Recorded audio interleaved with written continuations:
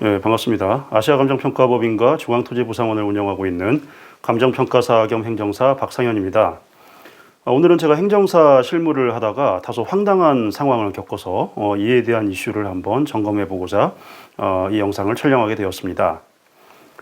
일반 보상에서 협의보상 금액을 처음 딱 받아보시거나 아니면 정비사업에서 종전자산 금액이나 만약 분양 신청을 안 하셨다면은 현금 청산 대상이 되셔가지고 그 현금 청산 금액을 받아보시고 보니까 도저히 수긍을 못하겠다 싶으면은 협의를 하지 않으시거나 분양 신청을 하지 않으실 것입니다.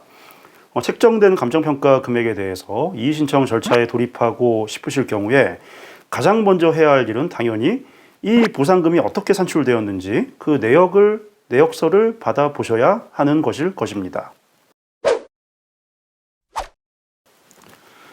물론 감정평가에 관한 지식이 없는, 사실 감정평가에 관한 전문 지식이 있는 일반인은 거의 없겠죠.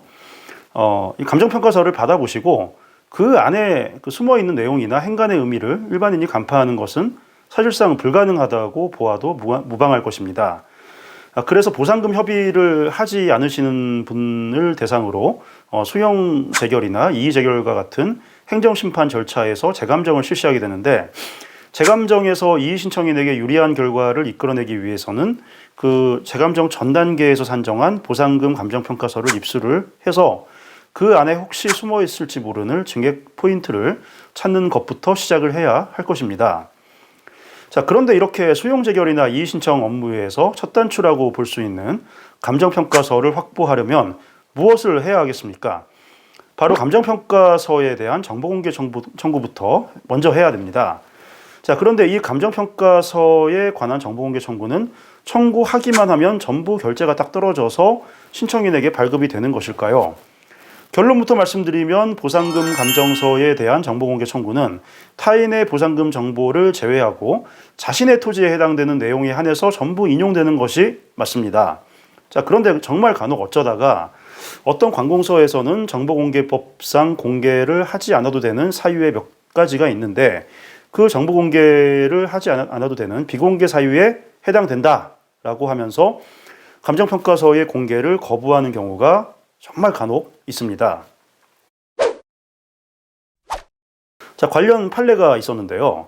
대전지방법원 2014 고압 702 판결을 한번 보겠습니다.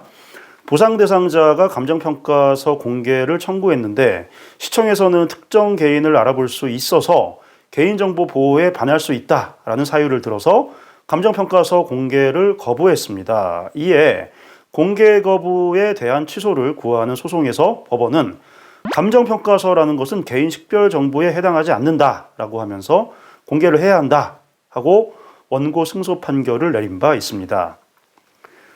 자, 공공기관의 정보공개에 관한 법률 제9조에서는 공개를 하지 않아도 되는 비공개 대상 정보에 대한 사유들이 쭉 열거되어 있는데 피수용자, 즉 수용당하시는 분들 자신의 보상금 산출 내역에 해당되는 부분의 감정평가서는 마땅히 공개 대상이 되어야 한다는 것이 법원의 판단이었습니다.